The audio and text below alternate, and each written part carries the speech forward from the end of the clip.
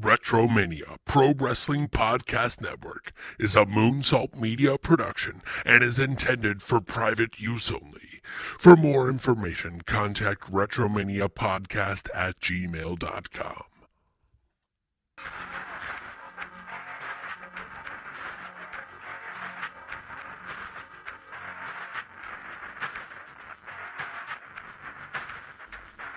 I am recording, officially.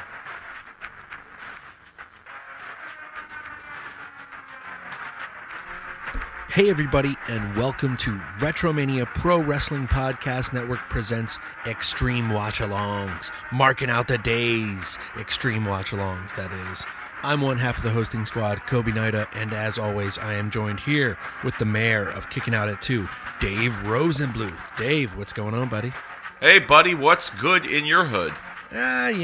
Just doing the thing, the spring thing, the allergy thing. You know, it's funny that you say doing the thing because when I brought this up on my show recently, Randy Savage, when he used to do color commentary, doing the thing, like what was the thing that you were doing? And then Vince would get so excited, he'd be like, "All right, Randy Savage, he's gonna do the thing." Like, what the fuck are you doing? What is this thing that you're doing? I'm doing the thing. If you got the guts, Like, what is it? What is the thing? I mean, was it banging Stephanie McMahon? Oh yeah, Stephanie when she was McMahon underage. He said, "I found out what the thing was, Dad." Yeah. He was like, "Goddamn, pal! Well, now I'm gonna do that firing thing. I'm gonna fire his ass. God damn it, folks! This is Marking Out the Days Extreme Watch-Alongs, where Dave and I watch ECW Hardcore TV from the year 1997. Currently, we are on episode 17, April 22nd, 1997. We'd like to queue up the Peacock and watch this show and banter along. You can join on the fun with us and watch along, or you can listen along. It's always fun. We add in tidbits, factoids, some stories here and there. We're going to have trivia, a little banter, some news and notes, Yeah. Doing the thing, Yeah, and if you want to start from the beginning of the year, you can find that all in the archive on Retromania by searching any podcasting platform, Retromania with a W. We have hundreds of episodes, hundreds of hours of stuff going on. Just go in the archive there. It's evergreen content, and it's always fun to listen to us talk about wrestling. Dave also has a show, Kicking Out at 2. What's going on in the neighborhood with Kicking Out at 2, Dave? Well, on the other side of the aisle, on Kicking Out at 2, I like that. We're covering the other side of the aisle. The other side of the aisle, the pro wrestling aisle. The landscape of 1997, we're covering WCW Monday Nitro and WWF Raw is War. And we're covering random episodes, so we're not going exactly in some kind of chronological order, but we're covering, we covered the at the time we were recording this, the In Your House Revenge of the Taker pay-per-view. We called an audible. If you listened last week, I told you guys that we were going to be covering the April 21st, 1997 episode of Monday Night Raw, the night after that pay-per-view. Well, I decided, and then Dennis also agreed, that we should watch the Revenge of the Taker pay-per-view. So we watched Revenge of the Taker. It's up in the streams over at Retromania. You can find it. It was a lot of fun. I'd never watched it before. I'd never watched that entire pay-per-view. I've seen clips. I even watched the Mankind Undertaker match before that was on that card, the famous spot where Mankind gets thrown through the table and it looks like a big giant meteor hit the table. It's like a big hole. So we watched that. That's a lot of fun. So that's up in the streams. It should be up in the streams. Hopefully it is. I'm sure it is. You can find that by searching Retromania with a W in any podcasting platform available. And then next week we're going to do the April 27th, 1997 episode of Monday Night Raw. Actually, I watched that recently. We're going to recap it for you. That was a lot of fun. That was probably just listen to it. I'll give you my thoughts and reactions to it. But yeah, covering a lot of 1997. Got some really cool stuff planned for you throughout the course of the year. Actually, Kobe, this is something that you might get a kick out of. The thing? So we're gonna do a thing. We're gonna repeat doing a thing. on Kicking Out at 2, okay? We're going to repeat this because it's going to be a rewatch party on Kicking Out at 2 on May the 18th, celebrating the 30th anniversary of the War Games, Sting Squadron versus the Dangerous Alliance from Wrestle War 1992. You and I watched it. Yeah. It's a bonus show on the net, on the Retromania Pro Wrestling Podcast Network. You could find that in the archives right now. Well, Kicking Out at 2 is going to do a rewatch party of that episode for all of you. So we're going to watch it again with another set of eyes. Dennis is going to join me. And, we're going to have a lot of fun doing that. So I look forward to watching, to doing the thing over on Kicking Out at 2. That was definitely a happening when we did that for Marking Out the Days Season 1. That's right. Yeah. It was certainly a time in 1992. It was. A lot of ups and downs. That was a fun show to watch, though, for sure. Yeah, I mean, we just watched that main event, so we didn't watch the whole show. We're just going to do the same thing. We're just going to watch the main event, although there are some pretty fun matches on that card as well that, I'll definitely point out for our listeners over on Kicking Out at 2. But, yeah, this is, 30th anniversary. I thought it'd be fitting. I'm all about nostalgia and anniversaries, just like we are here on Marking Out the Days Extreme Watch-Alongs Season 2 as we cover ECW Hardcore TV. So, without further ado, fire up your cock. That's right, fire up your peacock if it's not already fired up. Fire it up. Go to the WWE Hub. Then search ECW Hardcore TV. You'll find it there. Season 5, Episode 17. It's April the 22nd, 1997. And it runs around 47 minutes and some change, if you will, baby. When myself or Kobe, which one of us wants to do the countdown, says play, you're going to press play. And from time to time, we might turn the audio up so you can watch along with us.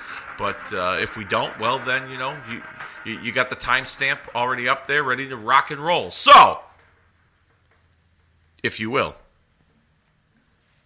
in 5, 4, 3, 2, 1, press play. Oh, yeah. And remember, folks, we skipped April 15th because it was just the recap episode of Barely Legal, so, find it in the archive, the Barely Legal episode. Yep, we watched the main events. The main events, the cream of the crop, the matches that count the most is where we see Ravishing Rick Rude here on this. Is in Paulie's parents' basement filming this promo, I'm sure. And he was part of the finish of the Shane Douglas and Pitbull stuff, correct? Yes, he was. Yeah. Yes, he was one of the Riot Squad security guards.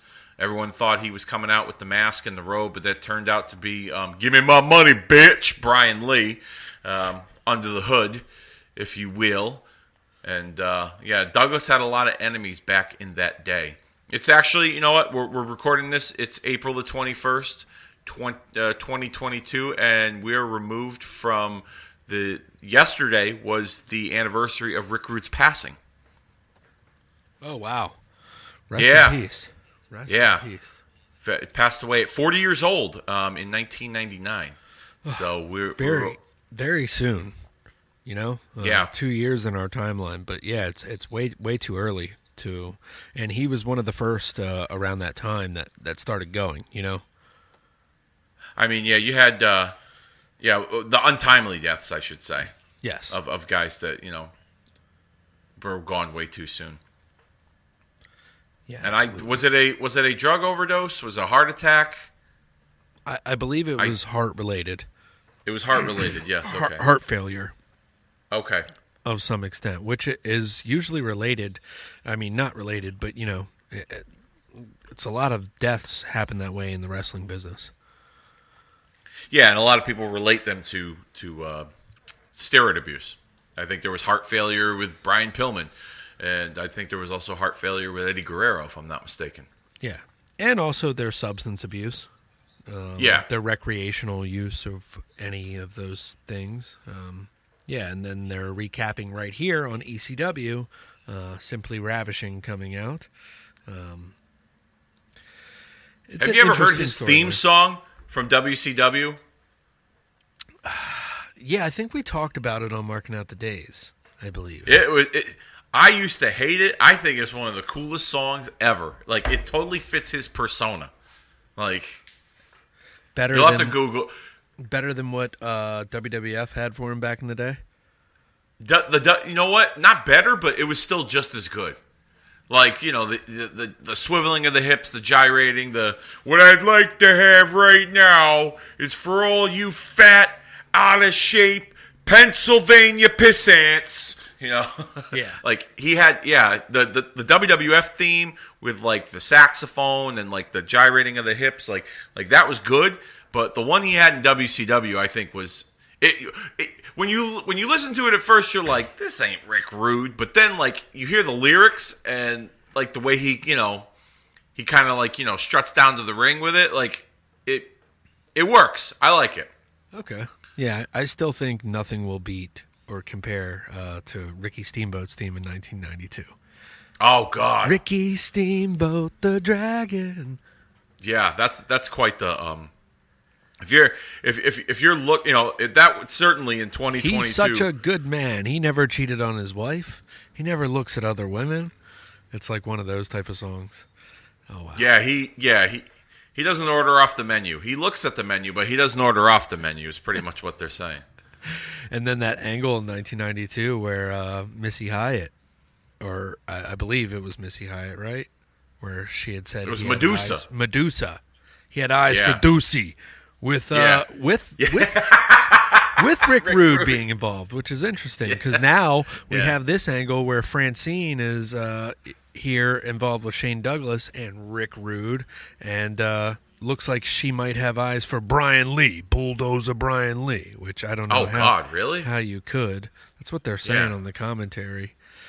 Also, at the beginning, I was reading the closed caption. Rick Rude says, "I'm 215 pounds of Oxy 5. Figure it out."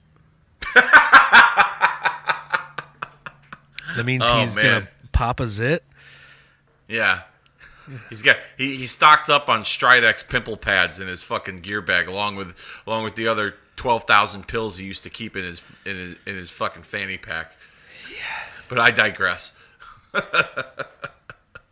Shane Douglas. So the triple threat is no more coming out of Barely Legal. Oh, really? Yeah. So what happened to Candido? I'm not sure.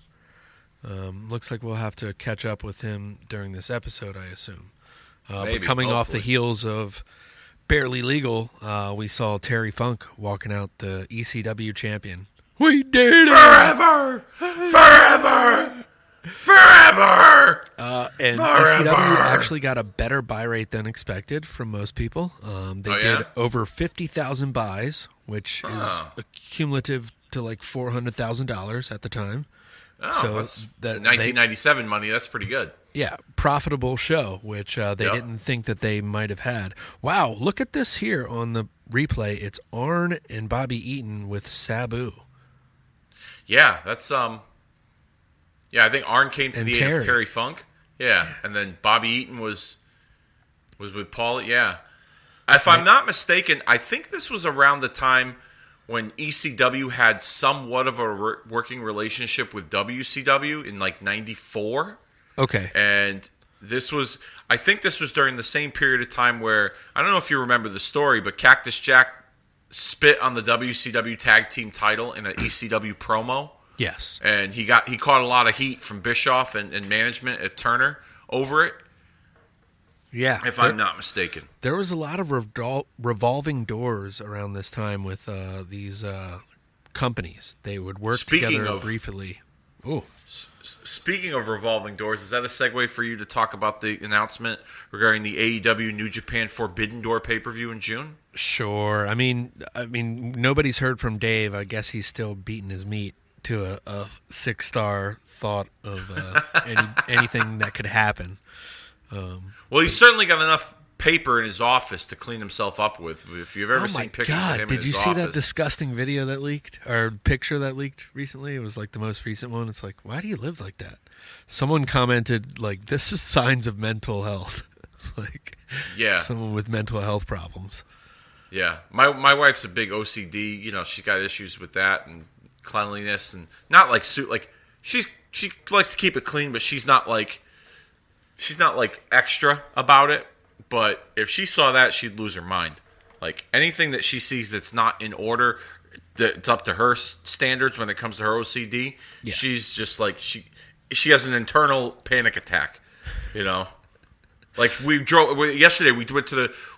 We were running errands together before we went to dinner, and she saw some van that drove by, and the dashboard was covered with shit. And you would have we almost ran off the road, like you know. That's funny as shit. Yeah, I'm a neat freak myself. I like to organize things, so keep it nice and tight, clean. So yeah. Somebody who's also keeping it clean but also looking grunge is Raven. Yeah. He's like the posh grunge. He's too clean right now. He has product in his hair, you know? Yep. He's got too much time. He should be more strong. Oh yeah, now that he's not. Yeah, now. I'm kidding. He should be more strung out. Well, it was 97 after all. Yeah. So true. I mean, but yeah, I mean the Forbidden Door announcement. That sounds exciting. You know, but at the same time, it also sounds very reminiscent of the Ring of Honor New Japan Supercard from the Garden a couple years ago. So I mean, people are like, "Oh yeah, this is the first time this ever happened." I'm like, I'm pretty sure we saw this before, except. It was without anyone from AEW. It was pretty much, you know, everyone that built Ring of Honor up, you know, or didn't build Ring of Honor up to the standard it was. They're a part of this show, and everyone who made it a thing was not on that card, if I remember correctly. Yeah, I'm wondering how the booking of this card will go. The Forbidden Door, which is June or July. June 26th in Chicago. They booked the United Center for it. So I mean, it should be a good show. If the one match that I think that they need to book on that card is Omega and Okada in the United States, first time ever. That's the match that needs to be the headline or close, you know, one of the top matches on that card. If you're going to do this working relationship here, that's just my opinion. But we got Stevie Richards, Big Stevie Cool. In the BWO Control Center. All the tapes there. He's talking about being picked last in kickball, but he was always the one that scored when he got picked. So that's why he does the super kick as a finish. I get it now. Yeah, sure. And like we said last episode, the WCW had attempted to basically raid ECW at this time, offering a lot of the guys contracts. And Tommy Dreamer had talked about it on his podcast before that Raven had told the information to him, and that he had thought that Todd Gordon, the guy that you had said that was the mole, correct? He was facilitating a working agreement between ECW and WCW, even though ECW was being given money by WWF, like $50,000 a month for an overhead. Todd Gordon was talking to supposedly Terry Taylor, through WCW, and they wanted to get Raven, Tommy, the Eliminators, the Pitbulls, Bill Alfonso, Sabu, and the Sandman. And really, out of all that, crop there, Saturn and Raven really were the only ones, right? Sandman eventually would go a couple of years later. Yeah. In '99, but during that period of time, if I'm correct, the mole story leaked out, and Todd Gordon kind of quietly exited the company after that. And following that, I think it was a couple months. When did Raven leave? I think Raven left in June. Of this year. Yeah. And Raven left in June and wouldn't debut for WCW till later that month, if I'm not mistaken, on like a Nitro. Which actually, I'm going to cover that Nitro. over at Kicking Out at 2. I believe it's the June 30th, 1997 edition of WCW Monday Nitro from the MGM Grand in Las Vegas. I remember it being a big deal as a kid. I want to go back and watch it and remember how big of a deal it was when he debuted, and I believe that was the debut of Kurt Hennig as well in WCW. But and then also Bill Alfonso, who was the conduit between both sides. He was going to be fired, but he had that unbelievable intergender bloodbath match with Francine, or was it Beulah? I'm sorry, Beulah. Yeah. And that saved his job, according to those that were in the know back then in ECW. But yeah, the Mole was, Raven and Saturn. Now, my question is, was contact made with Raven and Saturn through this whole Mole situation with Terry Taylor? And then they left for WCW, or did they reach out? Did Heyman and ECW find out and they kind of squashed those talks, but then Raven and Saturn went later on behind closed doors and reached out to them regarding their place in the company? I think that's what it was, because my next subject was going to say, Rob Van Dam is a guy that is appearing on WWF television at the time. Yes. And reportedly, he was supposed to actually stay with the WWF in that spring, I'd heard that too. In the spring of 1997. But he says in an interview, he says, we were at Cobo Hall one day, and we all had this mindset of, Paul was telling us that the big league guys were trying to fuck us over. Don't leave your bags in your dressing room. And it was more of like a cult of person, like, a cult thing, like, stay with us, like, Yep. But apparently, Van Dam was going to stay in 1997 around this time. Yeah, I remember that he had a match on a Raw against a young Jeff Hardy. May 5th. That's coming up, so we'll discuss that when that drops. And they showcased Van Dam like he was going to be a part of programming, at least from what I remember. I'll have to go back and watch the episode. Yeah, Jerry the King. King He was kind of Lawler's protege. Talking about it. I guess we can talk about it now. Like, what would you think of Rob Van Dam being in the WWF continuously in 1997 and not part of ECW anymore? Well, I didn't watch a whole lot of ECW back then, so RVD a part of WWF programming. I feel my gut tells me I feel like I would have probably accepted him more as a part of that light heavyweight division that they were launching. Like, he would have been they're one of their top guys, like him and Taka or Great Sasuke, as a part of that light heavyweight division. I can't see, maybe he would have a match,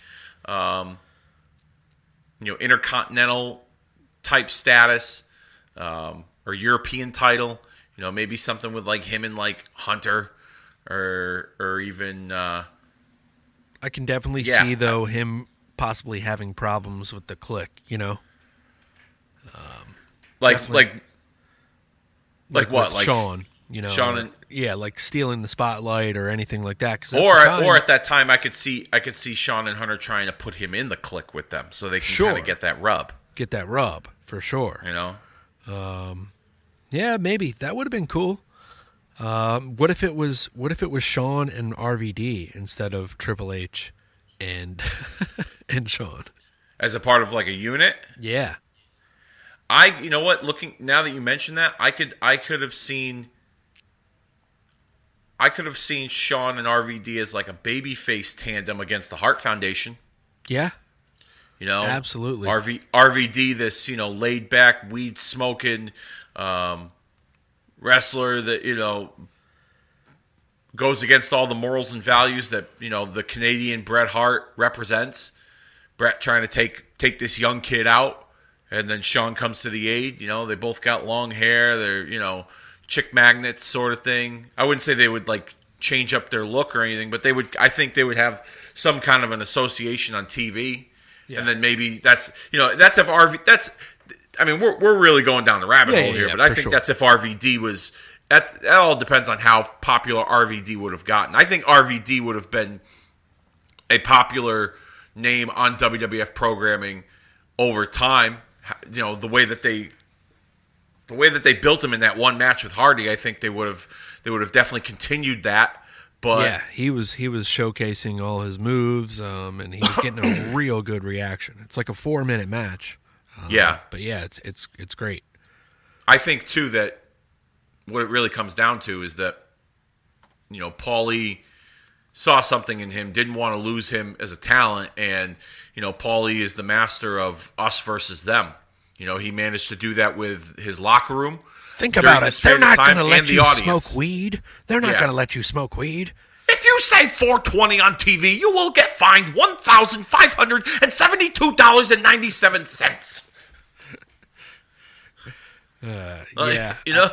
I think Paul Heyman wanted to keep him. I think that was and I also think too that was.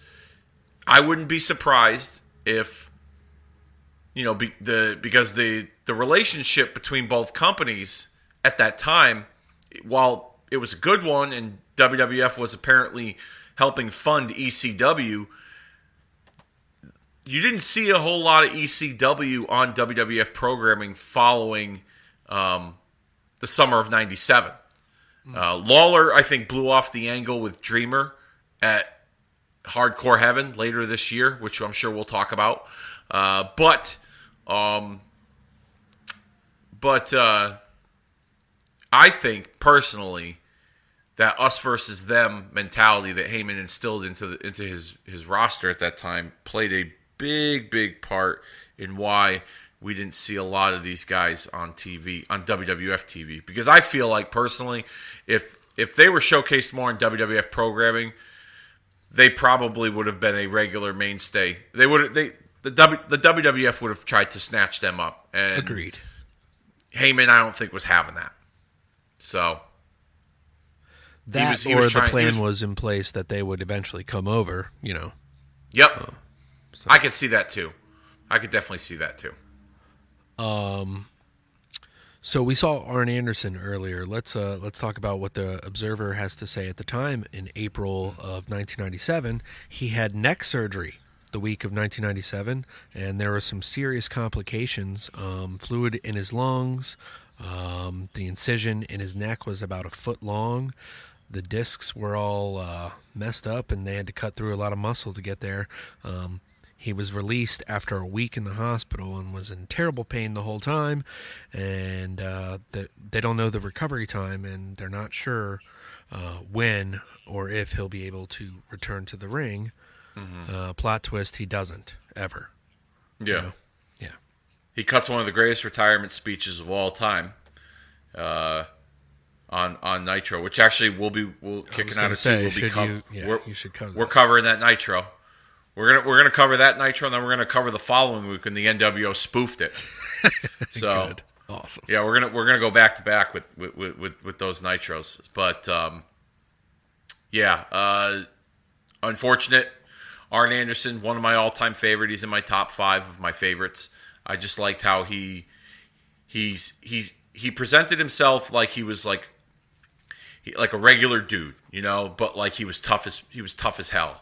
Like he looked like one of my Little League coaches when I was a kid, Yeah.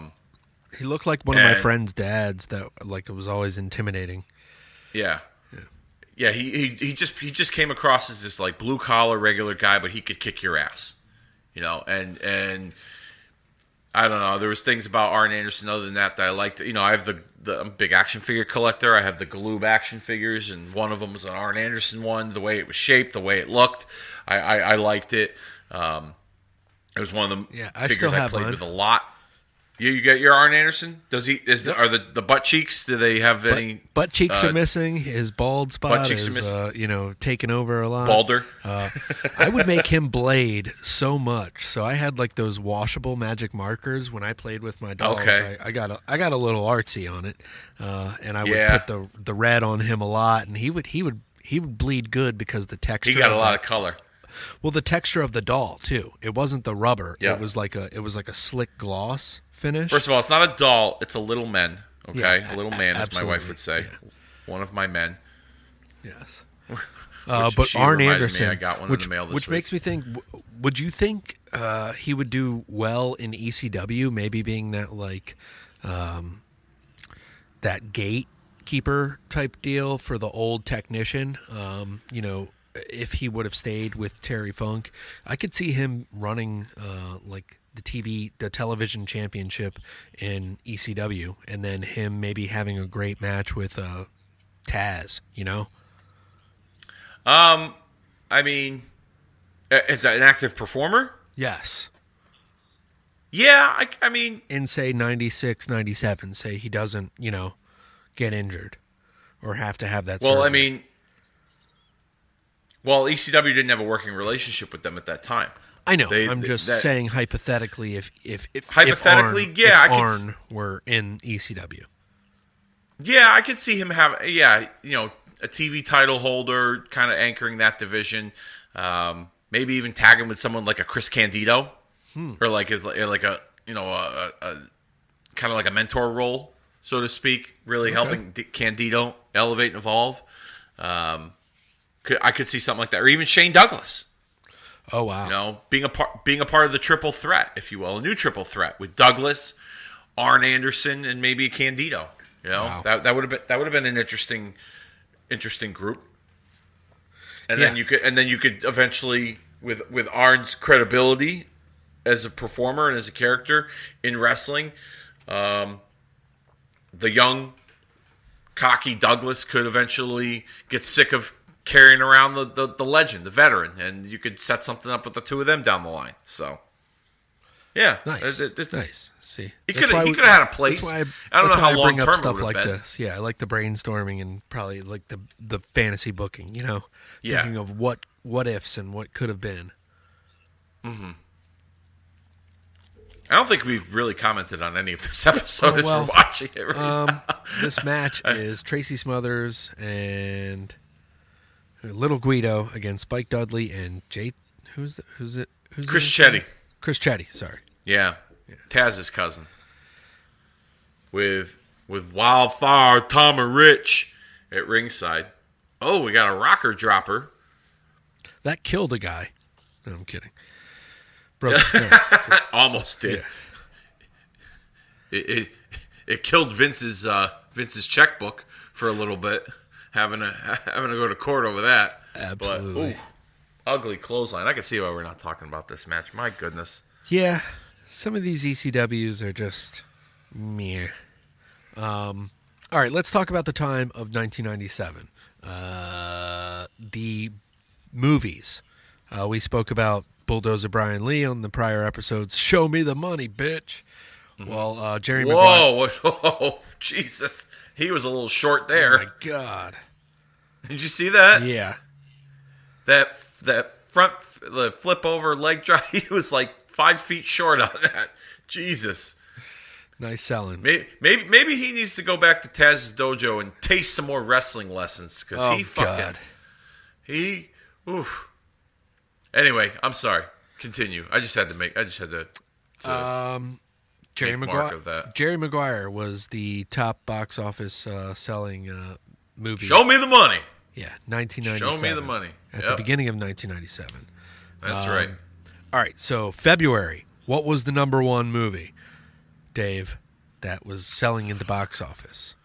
I'll give you a clue. Okay. One at a time. It originally Titanic? It originally aired in 1977. Was it Titanic? No. Okay. It originally aired in the theaters in 1977. What type of movie is it? Sci-fi. Roll Up Victory there by Chris Chetty. Planet of the Apes? I'll give you one last try. Okay. Here's there was let's see. It was released as a special edition in the theaters back again.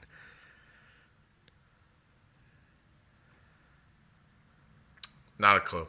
Star Wars. Oh, okay. You know what? And that's Do you remember that in 1997 when they? I do because my father took us to my father. I'd never seen the originals, Same here. So my father took us to see these three. The Back to the Jedi, whatever the fuck. Yeah. They released all three of them around the same time.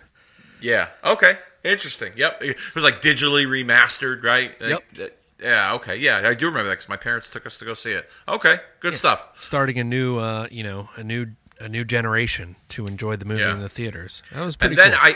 And then, if I'm not mistaken, I think that was when they decided, like, it was during that period of time based on the success of, you got something in the microwave cooking? That's upstairs. Yeah, I don't know. I didn't know how that got picked up. Jesus. That's my. Is your Hot Pocket ready? Folks, we're going to take a quick time out. We'll be right back as Kobe gets his pepperoni pizza Hot Pocket from the microwave. Don't burn your mouth while you're doing it, too. Oh, that's the smoke detector. Holy crap. That's Oh, Jesus. That's my mother-in-law cooking. Holy crap. Oh, my goodness. Everything's okay unless you start hearing me scream, folks. Thanks. If you're coughing a lot, then, I'll call 911. Yeah, I'll it's call it's an Inferno match upstairs. Okay. Oh boy. Oh, man. Okay, so Cactus Jack, Terry Funk in the ring. Yeah, some legendary moments. Great moments in a legendary career. All right, March 1997. Number one movie that came out. The lead role, Jim Carrey. Give me a guess. The Mask? Nope. Ace Ventura? Nope. One less. Dumb and Dumber? Nope. Liar, liar. Liar, liar. Okay. Came out around 97. Right. I didn't remember that. Sting was in that movie? Really? Yeah. No paint. He had a role in that movie. Interesting. I don't remember him at all. I do recall. Oh my God, that beeping is very distracting. I'm sorry, folks. Is your mother-in-law okay? You might want to check on her. I am. She's got it. Oh boy. Okay, sorry, folks. Oh my goodness. Oh, it's back. Yeah. Hey, yeah, fun stuff, folks. I think there was one time because I do my show in my basement, and I have a laundry room in the basement. And by the way, my basement's finished. I'm not like the other virgins that live in their basement with a fucking cot. Okay, I have a nice furnished basement down here. I must say, a finished basement. Finally. Speaking of finished, here's Tammy and Candido. She's definitely finished. She's going to do some real time, some jail time. Oh my God, yeah. Let's talk about that. Yeah, she's going to be arrested, I believe. Yeah, she DUI, I think, or they. Well, she wasn't arrested there because they got to get a warrant for a blood test for blood alcohol, but she's being sued by the. Oh, look at this RVD. Wow. Pinched her butt and then got attacked by Candido, rightfully so. Yeah, Candido's going to get mad at that, but meanwhile, the whole clique ran a train on this broad about a year earlier in the fucking broom closet in Erie, Pennsylvania.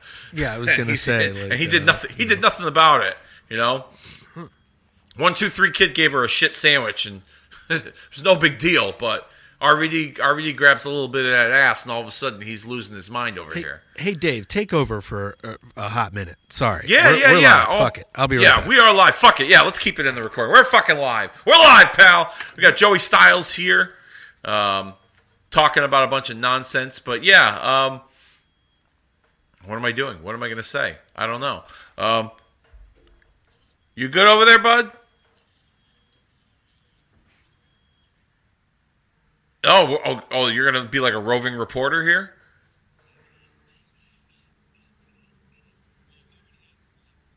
Oh, that's right. Yeah, because you're not near the microphone. That's right. Well, Kobe is currently going to check on the situation.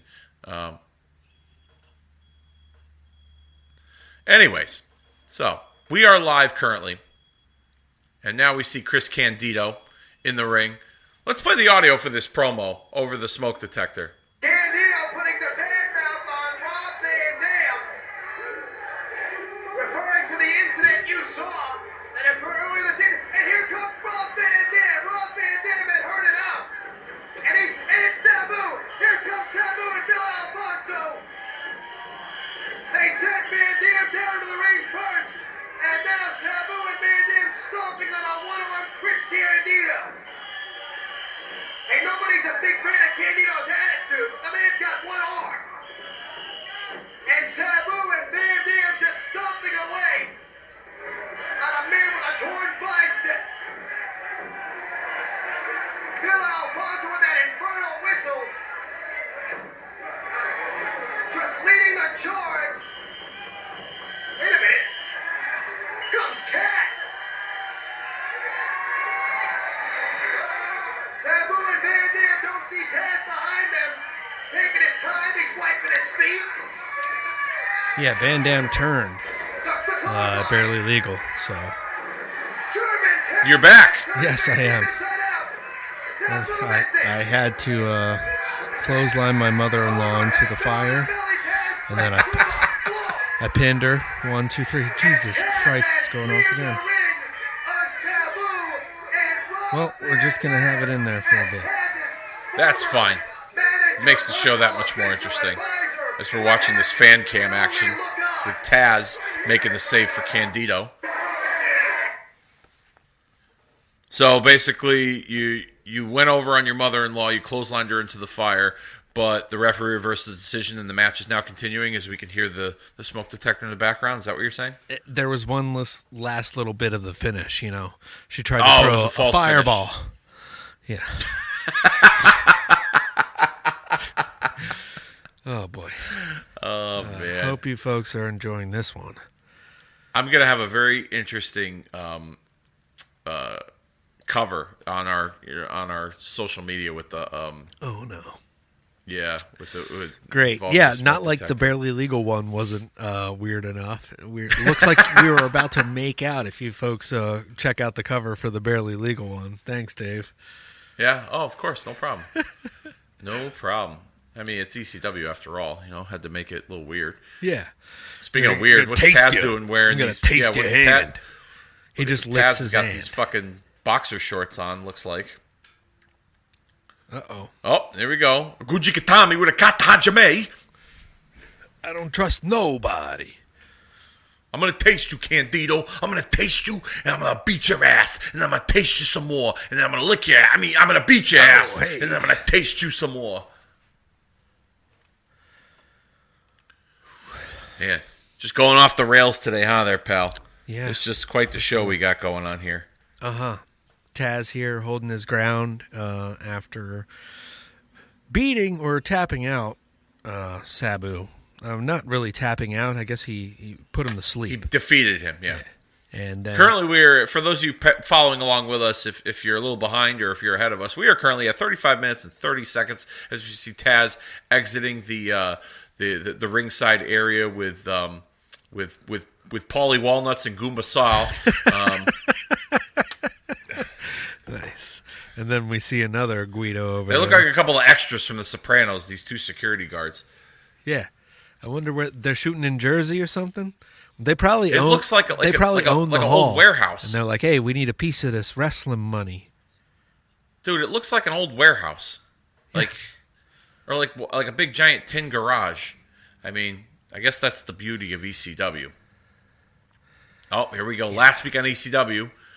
I'm not going to play this. Or should I? Do you want me to play it? Yeah, absolutely. You want me to play the audio? Sure. I'm going to play the audio here. Let's see how many times Taz tastes someone. Ready, set, go. I need the wrestlers to support me, and I sure as hell don't need the fans.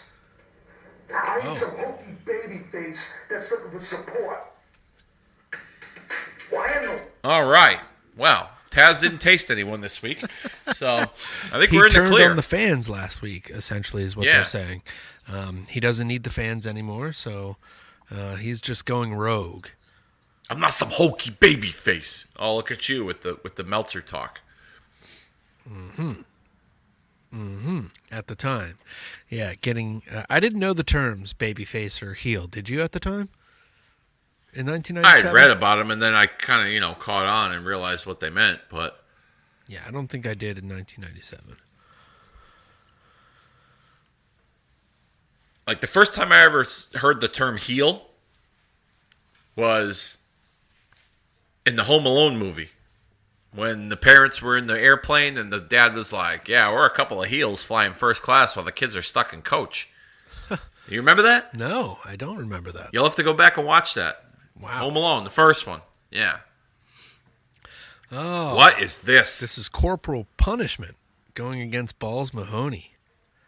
Who the fuck is Corporal Punishment? I don't know. We got to look that up. I might look this up right now. I'm gonna look this up right now. Corporal Punishment. He must be like related to Corporal Kirshner. Let's take a look here. Let's see. It's Balls Mahoney. We know who Corporal Punishment.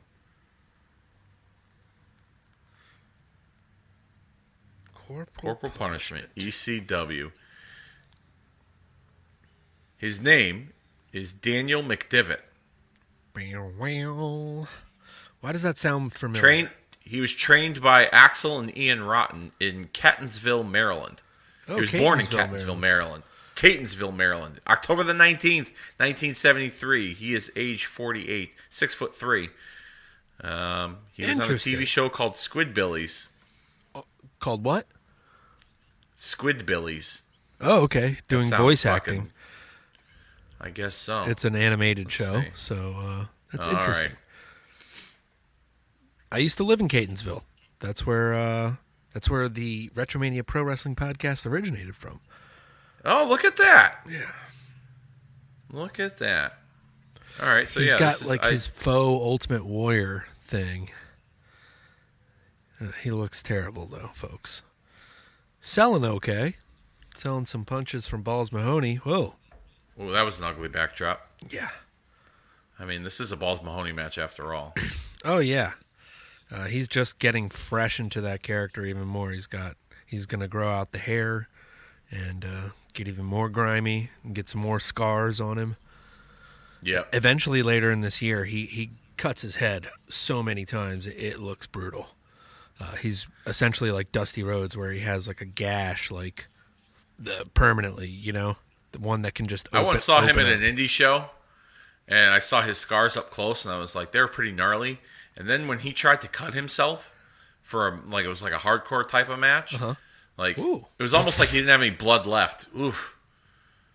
That was bowling shoe went ugly. for a spinning heel kick and did not go over the rope clean. Wow. But bring out the chair, the fans will go crazy after that. Yeah. Some headshots. They'll forget about CTE. it in about like 3 minutes. Yeah. Would you like some CTE with your chair shot? Yes, please. I think the scar tissue. Oh! Ooh, the scar tissue, I guess, was preventing him from being able to gig or let the blood flow hot. Yeah, it's like he cut himself in the same spot with all the other 82 scars he's got on his forehead, and you maybe saw like a drop of blood, like it was a paper cut. Yikes! Not saying that I'm bloodthirsty and I want to see blood, but I was like, all right, dude, maybe you should try not to do it anymore. Like, yeah. Ooh, God. That was right on top of the head. Yeah. Oh, yeah. Corporal Punishment may be out. Yeah, I think so. NFTs are popular in 2022. CTE is popular in 1997. Oh, wait a minute. He's making a comeback. Oh, gosh. Making a comeback in his Desert Storm BDUs. Yeah, what's with the paint? He's got like... It's like Ultimate Warrior, but kind of... And Sting or something? Like, yeah, like... That's... Ugh. Okay. Are you a fan of face paint? With I wrestling? do like face paint. Yeah. I do. I think it's certainly, it depends on the type of character. It certainly enhances the presentation. I actually did a episode a couple of years ago around Halloween regarding face paint. Talking about guys that had some pretty gnarly face paint. Some guys that could have used some face paint. Oh, yeah. Okay? Now, I think, we saw many different incarnations of The Undertaker. Okay? Many, many, many. I personally think Undertaker could have... I would have been intrigued if he adopted some kind of face paint. Not just the teardrop on his face like he had in 96, 97, but, something with his character that would have required him to adopt face paint. Not like Malachi Black, where half of his face is black and his eyes Something changed. like that, yeah. Like, I mean, if he wore... You remember when he wore that mask over his face? I always loved that. That was Phantom cool. of the Opera mask type Yeah, deal. that was cool. If he did something with paint, I think that would have been pretty cool. Yeah, absolutely. I guess you didn't talk about corporal punishment on your podcast. No, I didn't. I'm gonna, I You're might gonna have to go do back a part re-edit 2. it. Yeah, Yeah, I'm gonna have to do a part 2. do a repaint. Guys who I didn't know wore face paint. Do a repaint. Oh, there's a sign being blocked. I wonder what that says. Something WWF. Oh my God! He fell in the rope. Yeah, pretty or hard something, there. Sexual or with a curse word or who knows. You know what's funny about Peacock? You get rid of certain things that are on the wrestling hub, right? There's a lot of the Gold Dust stuff that's been edited out. Yeah. Booker T dropping the N-bomb by accident, that was edited out. But yet you air a 10-part docuseries on John Wayne Gacy, who's one of the most one of the most. That's one of the first things I watched on there after Yeah, getting it. For my wife and I network. watched it too. No, but we could talk about a fucking murderer who killed little boys and boys. sexually assaulted them and buried them underneath his porch. Okay, that's fine. You could But do. Terry You Funk could can't call someone's mother a whore. Yeah.